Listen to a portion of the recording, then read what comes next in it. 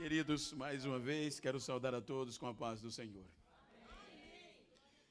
Eu quero agradecer, pois é a última participação neste congresso, e agradeço de coração ao pastor Bruno, pastor Nivaldo, as suas respectivas esposas, irmã Chile, a Joyce, toda a sua família e esta igreja, carinho da locomoção, Avelino.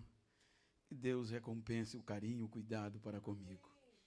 E este agradecimento se estenda à igreja e registro de público a minha gratidão, pois para eu conhecê-los, um dia eu estava pregando em Americana e a irmã Chile, por providência de Deus, estava no culto. Então, quando terminou, ela disse: "O senhor conhece o Bruno, meu filho?" Eu digo: "Não, o senhor vai conhecer." Então, ela foi, na verdade, que eu tive o prazer. Só perde para mim.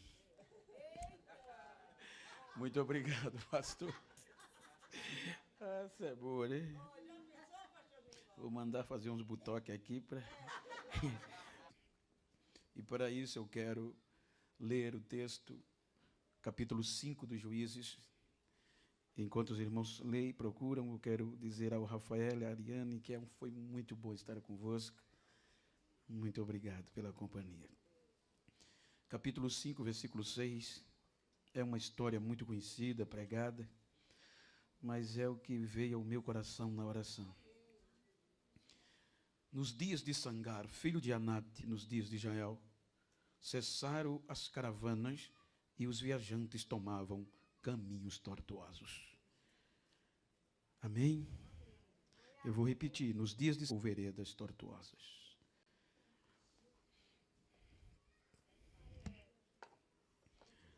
Queridos, quando nós analisamos o texto e o contexto, ele está inserido em uma parte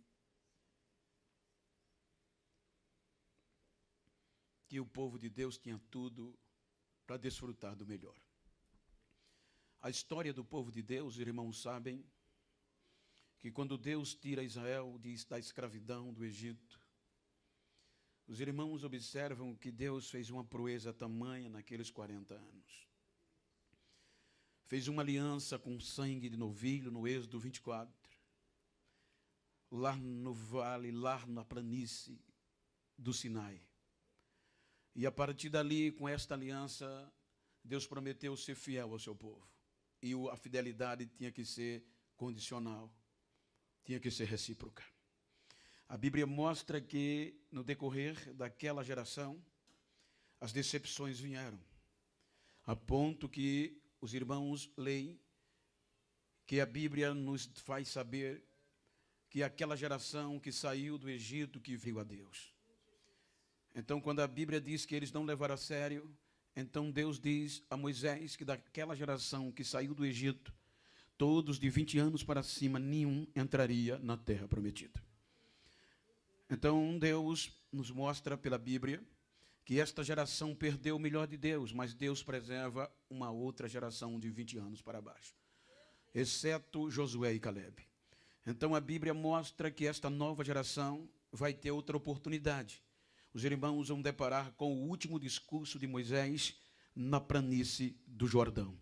Então, Moisés vai falar para uma nova geração e uma segunda oportunidade, porque o livro de Deuteronômio é a segunda lei, uma segunda chance. Os irmãos vejam que no livro de Deuteronômio, Moisés repete toda a lei, todas as ordenâncias da primeira geração que não levaram em conta. Então a nova geração era a geração que ia cruzar o Jordão e desfrutar das promessas que Deus fez a Abraão. Agora Josué lidera o povo, e este mesmo povo vai ver as proezas de Deus. Quando a Bíblia diz que este povo chega em Jericó, só para os irmãos terem uma pálida ideia, como saíram como escravo e chegaram em Jericó, a situação já era diferente. Diferente porque a Bíblia diz que quando os espias chegaram na cidade, assustou. E ora, quando eles foram descobertos, uma mulher sem caráter, no bom sentido da palavra, uma mulher sem prestígio, chamada Raabe, uma prostituta proprietária de um prostíbulo. Então, quando ela esconde os espias, vejam o que ela diz, como Deus fez o povo chegar em Jericó. para cruzar o Jordão. A Bíblia diz que não veio de uma pessoa influente o conhecimento de quem os espias, e não tinha YouTube, não tinha Instagram, não tinha fanpage, não tinha nada de rede social, mas a história foi tão contundente que ela diz aos espias que em Jericó ninguém tinha ânimo para viver, o coração do povo estava desmaiado. Mas por quê? Ela diz, porque todos aqui sabem quem é o Deus de vocês. Olha como ela traz a história. Todos em Jericó, do grande ao pequeno, sabe como Deus abriu o mar vermelho para vocês passar a pé enxuto. Todo mundo aqui sabe o que o vosso Deus tornou-los nada. Por isso que quando a notícia chegou que vocês estavam aqui e ia passar, ninguém mais tem vida e ânimo de viver, porque todos aqui sabem que o Deus de vocês é Deus em cima nos céus e é Deus embaixo na terra. Eles já não chegam em Jericó como escravos, mas chegam como guerreiros.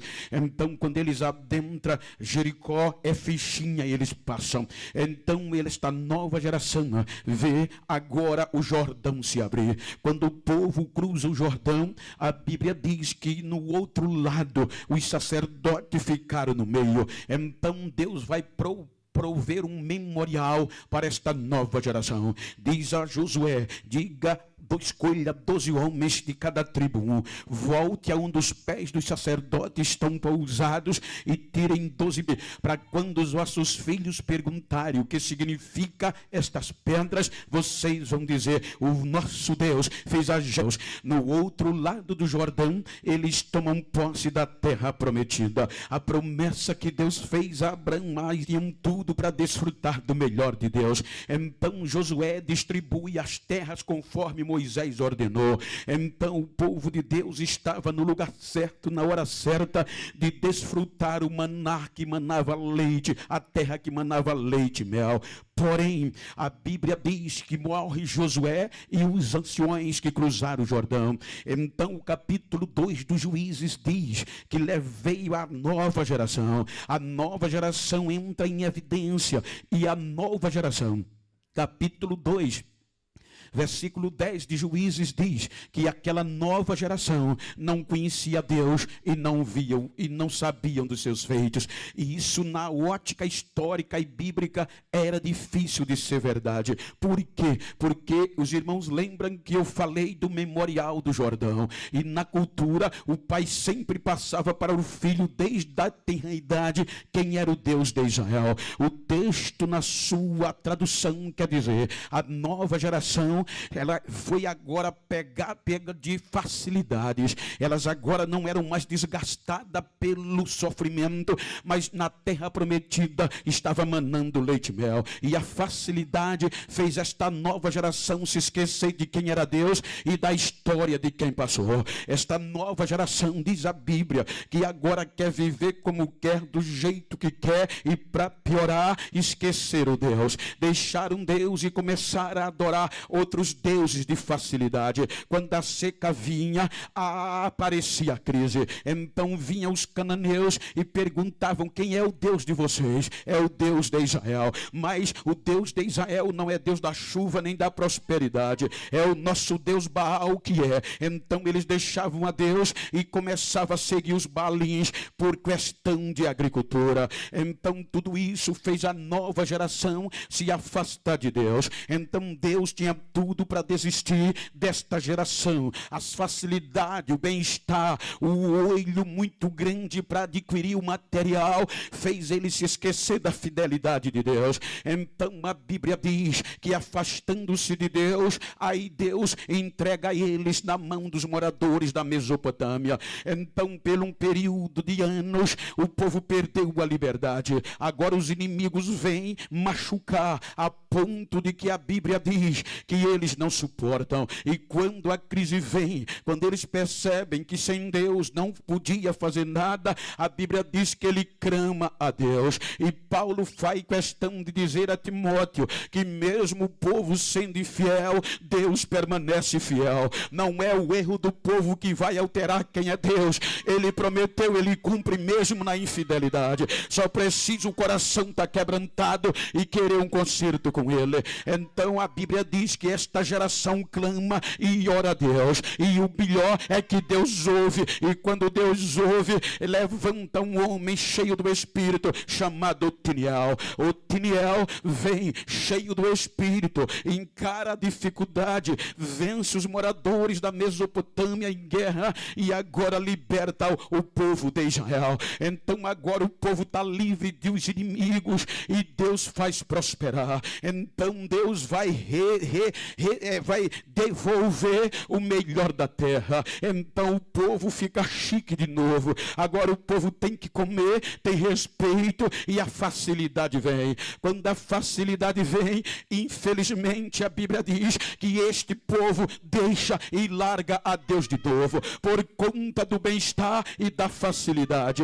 Então a Bíblia diz que por um período de anos, Deus entrega eles nas mãos dos amonitas, liderado pelo rei Eglon. Então os amonitas vão descascar a Israel, e Israel, depois de um período de anos, clama a Deus de novo. Olha quem é este Deus. A Bíblia diz que esta geração clama a Deus, e Deus ouve do céu e levanta um homem chamado Eude. Então quando Eude entra no cenário, ele mata o rei Eglon, e quando mata o rei Eglon dos amonitas, aí a facilidade vem da terra. A história nas entrelinhas diz que é neste período, depois da morte do rei Eglon, que um longo período de paz e de adoração veio a cair. Então Deus disse: agora eu vou cumprir o que eu prometi a Abraão, a Isaque e a Jacó. Aí Deus fez os campos prosperarem e a pecuária produzir.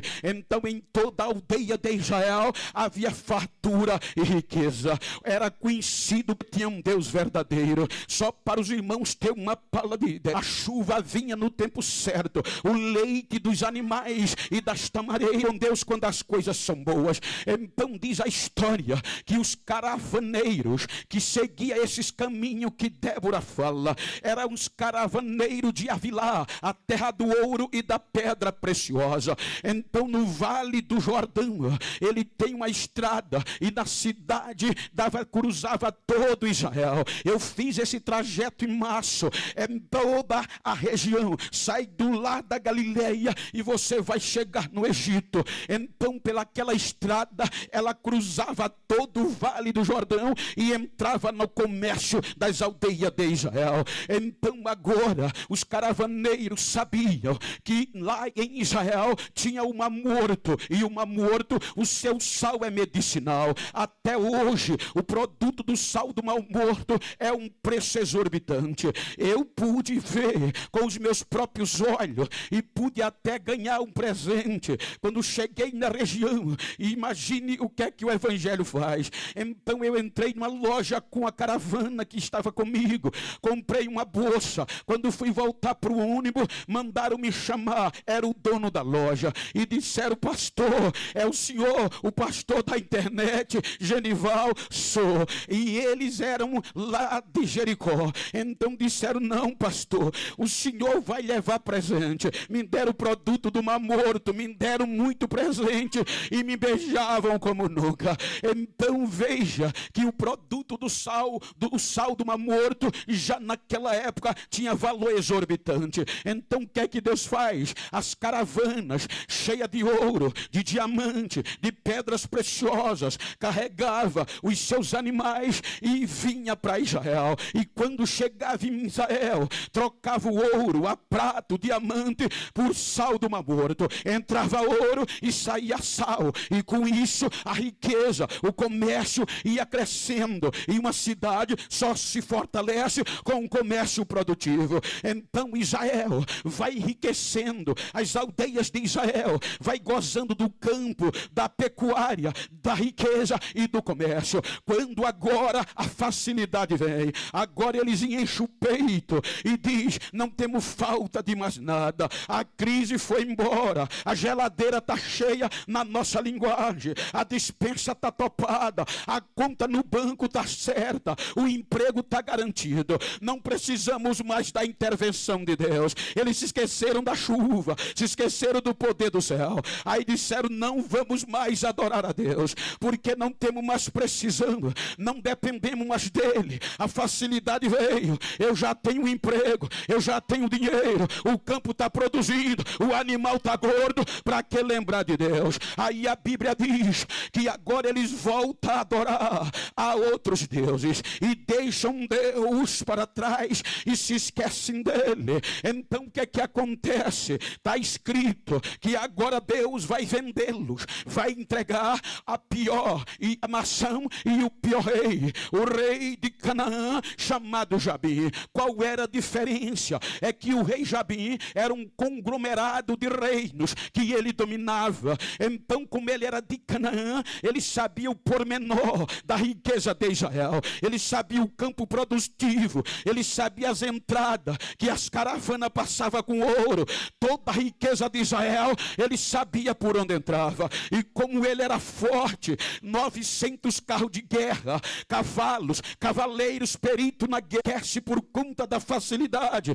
Aí Deus entrega eles na mão de Jabim, e pelo um período de 20 anos, o rei Jabim é quem manda em Israel. E o que é que ele faz a primórdio? Ele manda fechar, colocar brites em todos os caminhos que a riqueza entrava e saía. Agora ele fecha exportação e importação dos produtos comerciais. O campo, Deus segura a chuva e ela não cai mais. Falta alimento, o boi emagrece, a vaca morre, o bode morre, o carneiro não produz. Então a facilidade vai embora e vem a crise, porque diz Débora que os caravanas vinham, os viajantes vinham para entrar em Israel, havia brita e cananeia. Então o que era que eles faziam? Eles pegavam um desvio para chegar em Israel, mas não dava para chegar, e com isso a pobreza veio, e com a pobreza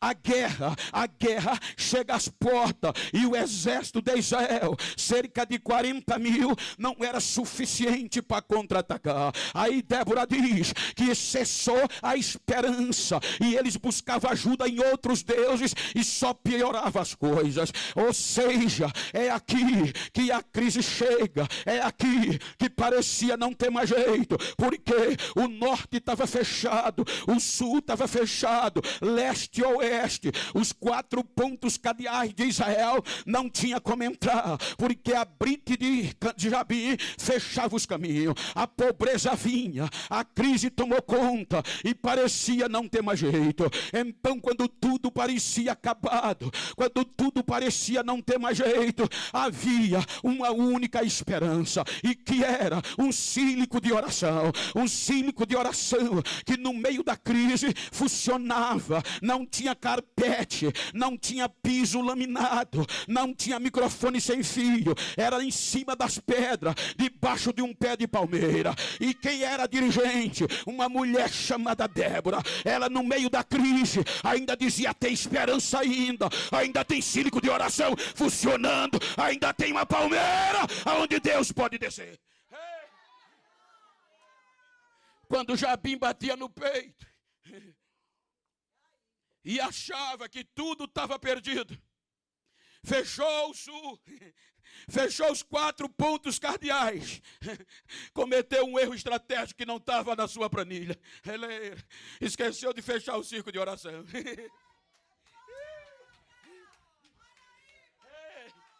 Quando ele esqueceu de fechar o círculo de oração, aí a Bíblia diz que quem não aguentava a crise, quem não aguentava a frieza, ia para a palmeira de Débora e lá saía renovado. Ainda há esperança, Deus não desistiu de nós, vamos orar. Aí o clamor do círculo de oração abre a porta de cima, porque Jabim fechou as laterais, mas a de cima ele não tem poder para fechar, porque foi ele que abriu, foi ele que abriu. A oração sobe.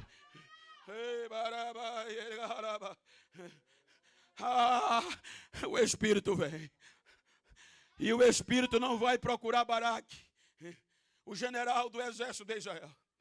O Espírito Santo não vai deixar no quartel-general, porque este negócio não depende do poder do homem. Não é estrela. Não é posição, é joelho ralado e a cara no chão. O Espírito Santo desce no círculo de oração e enche Débora. Veja que é a primeira mulher que entra no cenário de um poder de avivamento e restauração. Então, quando o Espírito Santo desce e a toma, ela manda um recado para o general e diz: eu preciso falar com você, venha na palmeira, no círculo de oração. Agora imagina, 4 estrelas, bem condecorado, posição máxima do exército. Mas porém, quando ele chega, Débora tira o capuz de profetisa da cabeça, cheia de Deus, e diz: escuta o que diz o Senhor Deus de Israel. Ajunta 10.000 homens de Naftali e Zebulon e sobe o monte Tabor, porque eu ouvi a oração daqui e vou dar vitória a Israel. Eu vou dar vitória porque ainda tem 5 de oração funcionando. O general, com toda experiência de guerra, com toda a condecoração, ele treme as pernas, porque o seu efetivo não era compatível para enfrentar o exército de Jabim, o conglomerado. Então ele treme e diz: eu não vou. Diga para quem está ao seu lado: o evangelho, mensagem de Deus, não depende da posição do homem, é poder de Deus. Se você tem medo, Deus vai colocar outro.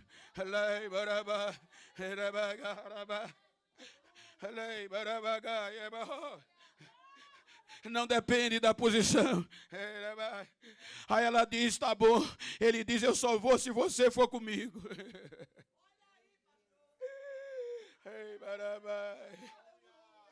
Olha para quem está ao teu lado, diga: independente da tua patente, você sempre vai precisar de mim. Eu faço parte do ciclo de oração, gente.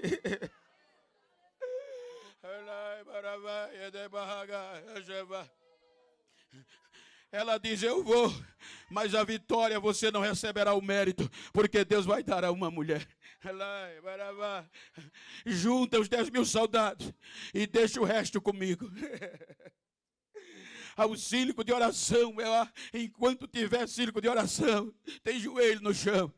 Enquanto tiver uma mulher destemida para ser usada por Deus, ainda há esperança, independente da crise. Deixa eu ver as mãos de quem faz parte desta festa. Deixa eu ver a mão de quem ainda tem a esperança, mesmo que a facilidade tenha tomado o primeiro lugar. Eu vou, se você for comigo. Eu vou. Junta 10.000 homens. Ele junta e sobe o monte. Os homens armados eram insuficientes. A história chega a Jabim e a Sísera. A Bíblia diz que Jabim autoriza a Sísera a levar todo o efetivo de guerra. 900 carros, cavalos e cavaleiros. Jabim mandou o melhor, todo o exército poderoso, para eliminar de vez a esperança de Israel. E vão ao vale de Esdraelon para encarar Israel frente a frente. O monte está lá em cima, Débora, e está o exército e Baraque, 10.000 homens. No final do monte Tabor tem o ribeiro de Quizon. No pé do monte Tabor, o ribeiro. Depois do ribeiro, o vale de Esdraelon. A Bíblia diz que era seco, era favorável. Todas as circunstâncias favorecia Jabim e o seu exército, a Sísera e seu exército, porque não entrava mais caravana. A pobreza, o arco, a lança estava em falta. Então tinha que ser no peito, na raça e na fé. Então quando eles estão lá em cima, Baraque diz: vou tocar o ataque. Ela diz: agora agora não, deixa eu falar com Deus. O que está no capítulo 5. Então ela dobra o joelho e vai falar. Vinha de Deus, não era do homem. Então quando ela ora, tudo favorável a Jabim. Então ela diz no cântico que há uma pequena nuvem se formando para chover. Quando ela vê a pequena nuvem, na experiência que tinha com Deus, diz: Deus levantou do trono e vai entrar na guerra. Aí grita: Baraque, pode tocar a trombeta e entrar para a batalha. Quando o exército pequeno, insignificante de Israel desce o monte, e Baraque e o seu exército e Sísera, com todo o poder efetivo de guerra, entra no vale. A Bíblia diz que os cascos dos cavalos assustavam pelo volume de poeira que levantava. Ele vem feroz, a nuvem vai se espalhando. Daqui a pouco, aí está no cântico dela, as nuvens entram na guerra e começam a gotejar água. Ou seja, Deus manda uma tempestade no vale por meio das nuvens. As estrelas entram na guerra, os astros entram na guerra. Aí há uma enxurrada no vale, o ribeiro de Quizon transborda e a água invade o vale. Os cascos dos cavalos que levantava poeira agora vai enfiar na lama, no atoleiro, e o exército é barrado pelas águas. E os pequeno grupo de Israel, pelo poder de Deus, entra no vale e vai destruindo, vai matando os soldados de Jabim. Os carros estavam atolados, os cavalos atolados, e eles confiavam na força do homem e do cavalo. Mas quem está em Deus não depende do cavalo nem do cavaleiro, é no poder, é na fé, é na unção.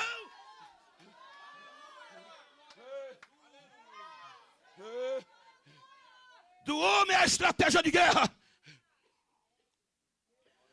mas a vitória vem de Deus.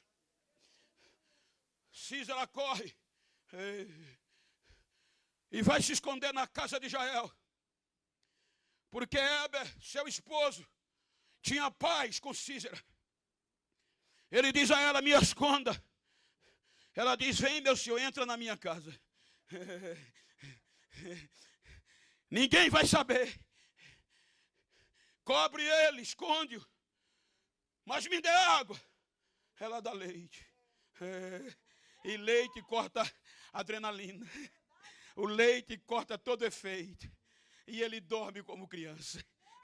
Aí o Espírito Santo vem, Jael. E a função dela era estabelecer tendas. Então a Bíblia diz que ela pega uma estaca com a mão esquerda, pega um martelo, e na cabeça do inimigo de Israel, ela enfica a espada que vara e enfinha-se no chão.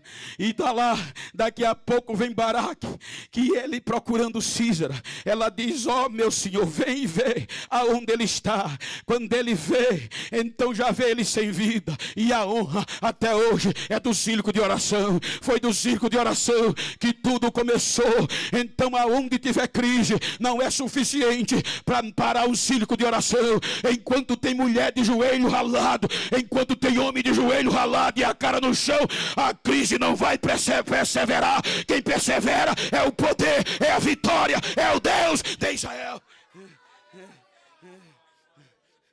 Jabim foi destruído, e as caravanas começam a voltar. Agora entra ouro, agora entra prata, agora entra diamante, e por um longo ano viver o melhor de Deus. Mas o que é que o Senhor quer dizer, pastor? É que naquela época a necessidade era material.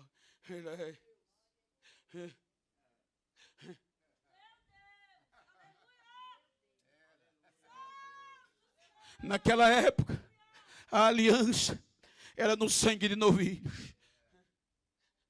Mas para nós não. Nós somos a sequência de Israel. Veja que quando Paulo escreveu aos gentios em Roma, ele diz: não faça o que Israel fez. Ele diz, capítulo 11, 25, eu vou dizer um mistério, um segredo a vocês, para vocês não se acharem sábios, presunçosos. Deus endureceu em parte a Israel por um objetivo, a qual? Para vocês gentios entrar. E enquanto Israel, o cumprimento, a plenitude dos gentios não se cumprir, a vez é de vocês de fazer a diferença. Ele estava dizendo, enquanto o arrebatamento não vir, é vocês agora que vão tocar fogo e que vão ser a esperança dessa terra. É a nova geração de gentios que vai fazer a diferença. Vejam que a nossa igreja não começou como está. A nossa igreja começou com avivamento. Depois de Atos, o fogo foi aceso.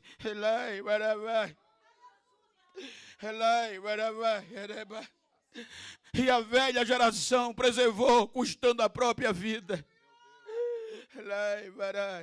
O amor deles era tão grande que Tertuliano, um dos primeiros escritores cristãos, registra: vedes que os de fora dizia, vedes como eles se amam, a ponto de darem a vida uns pelos outros. E enquanto eles faziam isso, Jesus batizava, porque a mensagem genuína era pregada e o fogo caía.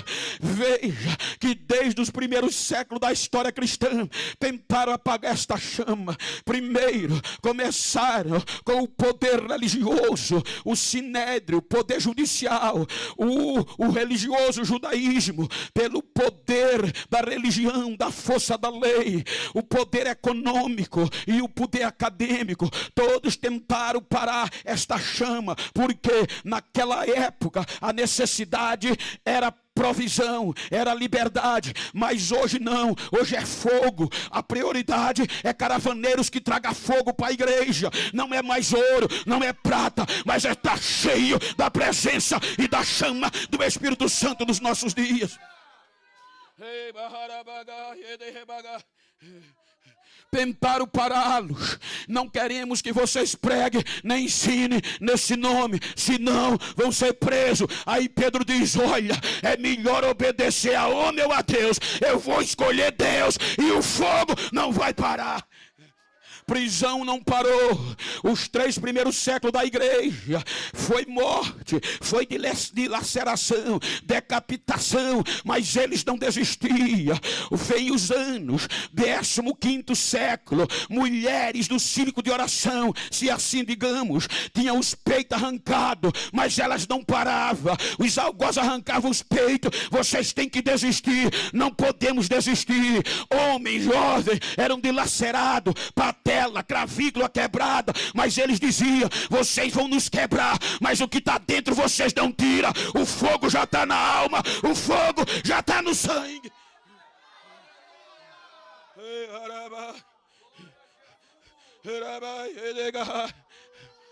Século 13, tentaram tirar a veracidade da leitura para os pobres, os pentecostais, mas não conseguiram, porque Deus levanta John Hus. Vem o século 16, 1545, vamos tirar a veracidade do poder do sangue e colocar o fogo do purgatório. Não vencem, porque a chama é preservada. Lutero diz, é mentira, o justo ele vive pela fé, conforme está escrito, não depende de nada a não ser da fé. Século 18, 1700, vem o iluminismo através de Leondorf Bulton, o ícone do liberalismo teológico. E como filósofo influente, ele diz, matar não serve. Vamos tirar a veracidade da Bíblia, do milagre e do credo religioso, porque vamos colocar na mente deste povo que esse Jesus não está vivo. É só o poder da pregação, do querigma. Então ele vai divulgar que o Jesus estava vivo na nossa pregação, mas continuava morto, porque a única coisa do nosso credo, que cremos em Deus Pai Todo-Poderoso, que criou os céus e a terra e tudo quanto nele há. Cremos no seu Filho Jesus, que nasceu da Virgem Maria, padeceu na mão de Pôncio Pilato, morreu, mas ao 3º dia ressuscitou e vai voltar para buscar a igreja. Ele dizia que deste credo, tudo que era verdade era que ele padeceu na mão de Pôncio Pilato, o resto era o poder da pregação. Ele diz o seguinte, só dando uma ideia, que era como dizem hoje, os fãs de Ayrton Senna, os fãs de Mike Jackson, de Elvis, que eles ainda estão vivos. Ele queria dizer que era isso. Quanto mais se repete, quanto mais se fala, mais vai se tornando verdade. Ele queria dizer isso, mas ele errou, porque Jackson não aparece mais em live, não dá mais zap para ninguém, não faz mais show. Elvis não canta mais rock, Senna não corre mais corrida. Mas porque Jesus está vivo, pastor? Porque no século 21 ele ainda batiza, ele ainda cura, ele ainda faz milagre, ele ajuda a multidão. Vocês não vieram aqui para ver um preto pregar, nem um paulista cantar. Vocês vieram aqui pelo poder desse Jesus. Então adora, adora, adora.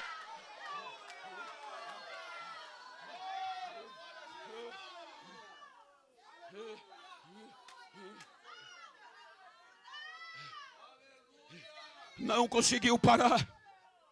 300 anos. Eles quase conseguem.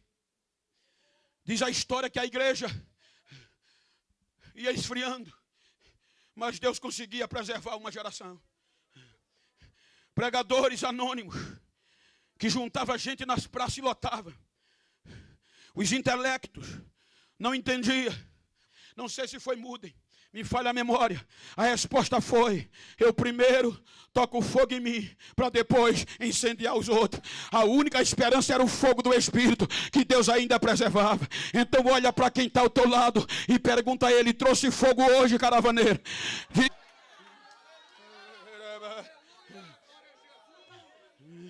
Início do século 20, 1904, o esfriamento assolava a Europa. Aí Deus levanta um jovem com 13 anos, procurou o pastor, presidente, e disse: eu quero ser cheio do Espírito. Eu quero ser cheio dessa chama para impactar a minha nação. O pastor disse: vai orar, filho. Ele acreditou 13 anos em oração para reacender a chama.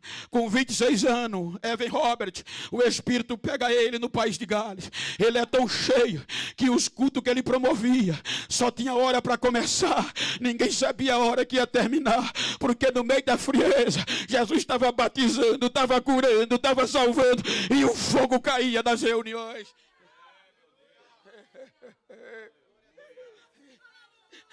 Século 20, 1906, essa nação vive o maior avivamento da história, proporcionado pelo negro chamado Seymour, William Seymour, rejeitado no meio do racismo, a revolução industrial, e ele vai pregar em Los Angeles acerca deste fogo pentecostal. É jogado para fora e é excomungado. Um irmão adota, cuida dele, e ele não para. Senhor, me incendeia para eu incendiar esta nação. Aleluia. Junta um grupo de crentes e vai pedir avivamento. O avivamento cai de uma apoteose tão grande que o primeiro sóto arreia com eles, pulando e dando glória. Mas o avivamento foi tão grande que quem passava pela porta aceitava Jesus, já era batizado, já era cheio do Espírito Santo de Deus. Século 20, o avivamento chega no Brasil.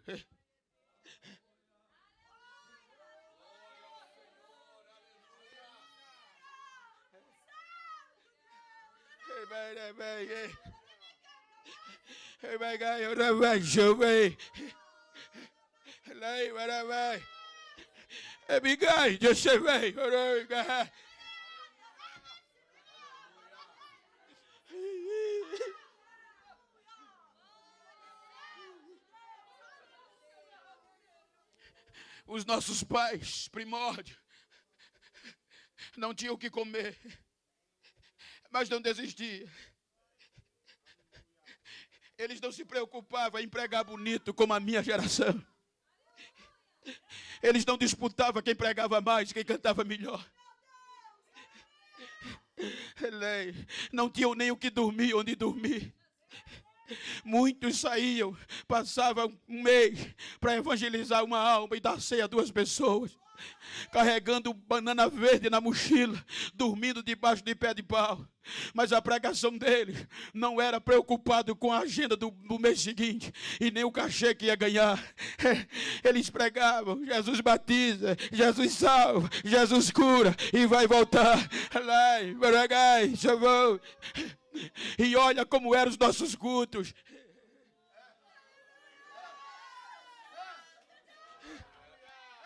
A gente não dependia de pregador renomado. A gente não precisava de estrelas, nem popstar, nem de cantor da alta elite, não.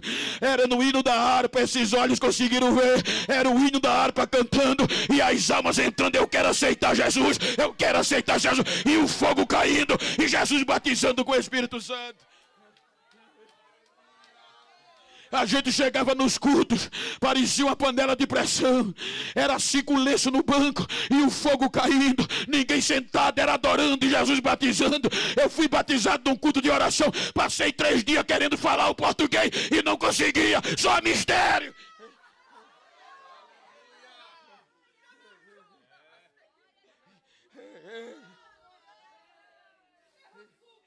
E qual era a recompensa? Pedradas. Qual era a recompensa? Facilidade nenhuma. Os filhos morriam e não podia ir enterrar no cemitério, porque é protestante, é crente.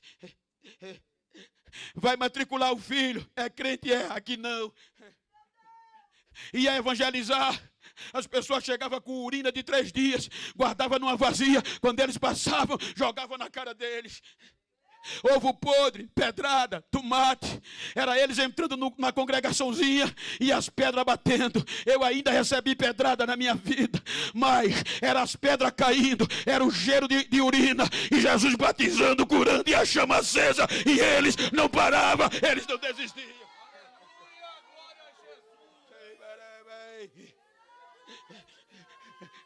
Diga para quem está ao seu lado, enche o peito de ar e diga para ele: chegou o século 21. Diga bem alto, diga, grite comigo: chegou o século 21. Mais alto: chegou o século 21. Olha para ele e diz: agora é a nossa hora, é a nossa vez de carregar fogo, de fazer a diferença, largar a facilidade e ser cheio desse Espírito de Deus.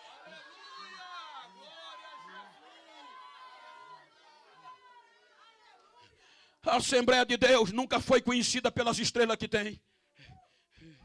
A Assembleia de Deus nunca foi conhecida pelo poder da mídia que tem. A Assembleia de Deus sempre foi respeitada no céu, no inferno e na terra pelo barulho. São doidos, são os bodes, mas vai crescendo, ninguém entende até hoje.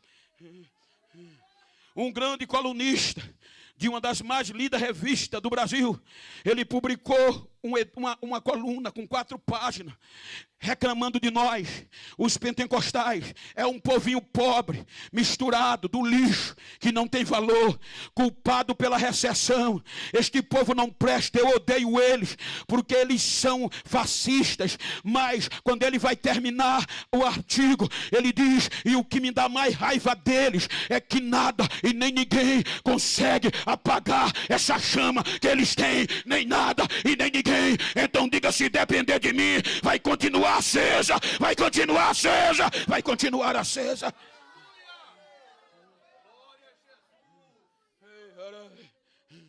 As facilidades do século 21 tem feito a gente perder em parte a nossa essência.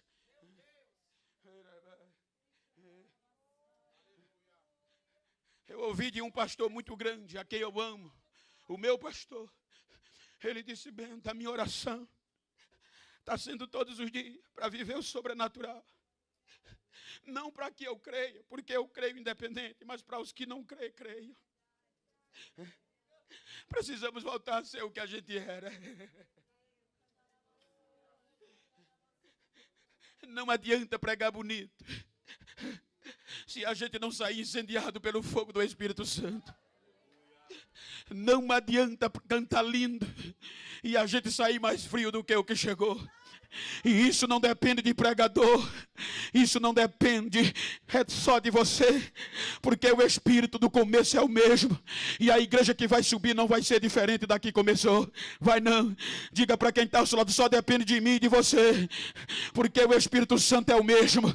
Então a gente tem que voltar ao princípio que a gente era, o princípio da chama, o princípio do fogo, e ver Jesus batizar nos nossos cultos com o Espírito Santo. Estamos vivendo dias caóticos, entre aspas, mas ainda tem uma geração de fogo. Eu recebo ligação, Bento, pela fama, pelo nome que tu tem e as agendas. Já era para 2023 estar lotado, 2024, eu que estou segurando. Mas vocês não sabem o quanto eu recebo de ligação de gente grande. Bento, para de pregar a Bíblia, não vai dar certo não, porque a geração atual quer saber de prosperidade. Então prega coach, prega autoajuda, psicologia. Esse negócio de chorar não vale mais, é anti-higiênico. Prega simplesmente para motivar, entrega a chave, entrega isso, entrega aquilo. Vai mudar, vou não. Enquanto eu viver, vai ser Bíblia, vai ser cruz, vai ser fogo, vai ser Bíblia, vai ser cruz, vai ser fogo, porque a filosofia, ela anima, ela chora, a psiquiatria te alivia, vai dando gosto, vai, a psicologia te anima o psique, mas o que transforma, o que aviva, o que batiza, o que salva, é a palavra, é a palavra, é a palavra, é a palavra.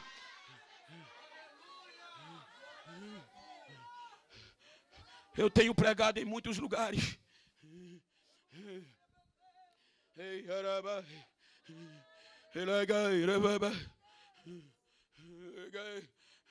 E tem lugares hoje que pede para não falar línguas estranhas, porque o povo está sensível por conta da pandemia. Olha a história. O judaísmo enfraqueceu, o sinédrio sumiu, o templo foi derrubado. Quem perseguia os imperadores romanos morreram. E a chama do Espírito Santo, a igreja, está de pé, viva. Porque nada pode parar essa chama. Bento, prega devagar. Não faz barulho não. Mas eu louvo a Deus que eu estou numa igreja pentecostal, não estou. Eu estou numa igreja que ainda tem fogo, não estou. Eu estou numa igreja, esta chama, não é não. Então se é de fogo, deixa eu ver grito de glória, deixa eu ouvir línguas estranhas, porque aqui ainda pode falar.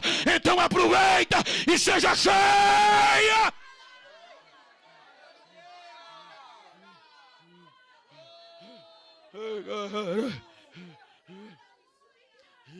Não podemos mais chegar na igreja, irmãos.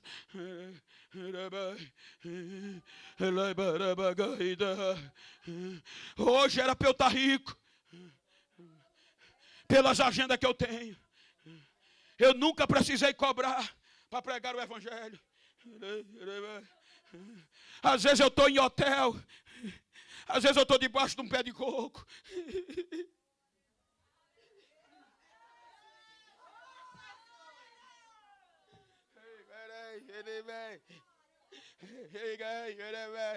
Bento, tu é doutor, estudei, depois que Jesus me salvou, me formei pelo MEC, pela UFRJ do Rio de Janeiro, Faculdade Federal, com todo respeito, debaixo do sangue de Jesus.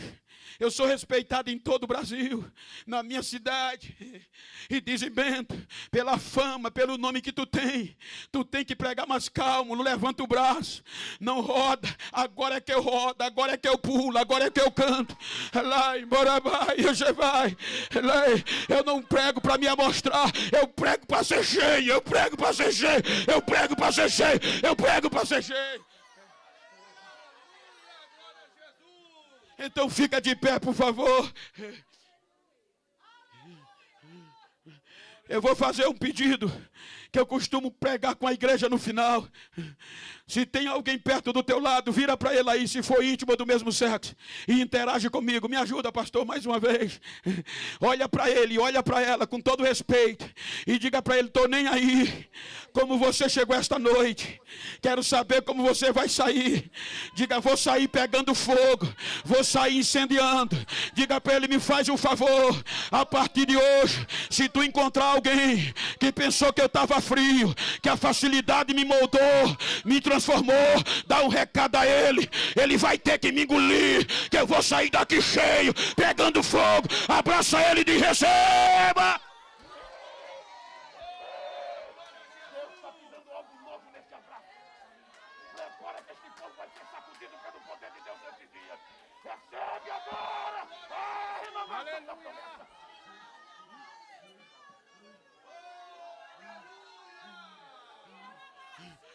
E piquei da raia, devaia. Tem fogo aí. Não é a facilidade, é fogo nos últimos dias. Deixa eu ver o barulho de línguas estranhas, deixa eu ver o barulho de glória a Deus, seja cheia. Batiza agora Jesus no Espírito Santo. É círculo de oração. Enquanto tiver círculo de oração, tem esperança, porque a porta de cima foi ele que abriu e ninguém pode fechar.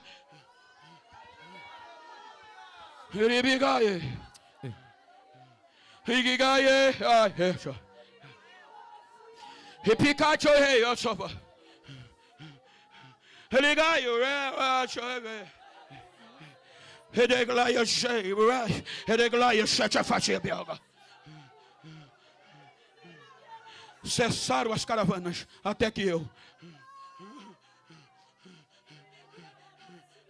Olhe para quem está ao teu lado e diga, se você estava frio, foi até hoje.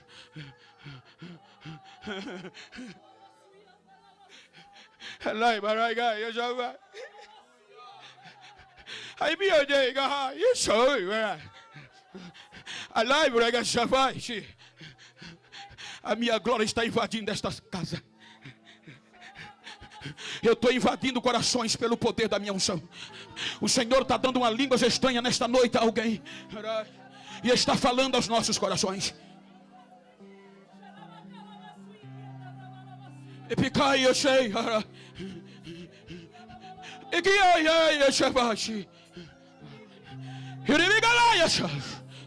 Minha igreja, estou fazendo algo grande nesta noite. Estou quebrantando o coração endurecido e estou derramando a minha glória e o meu poder. Sejam cheios do meu espírito, diz o Senhor. Deixa eu ouvir o barulho, deixa. Aonde tem fogo tem barulho. Aonde tem gelo tem frio. Aonde tem gelo tem silêncio. Aonde tem fogo tem barulho. Aonde tem fogo tem barulho. Deixa eu ouvir o barulho. Recebe batismo aí agora. Recebe línguas estranhas. Recebe renovo. Seja batizado aí agora. Seja renovado aí agora. Agora, agora, agora, agora, agora.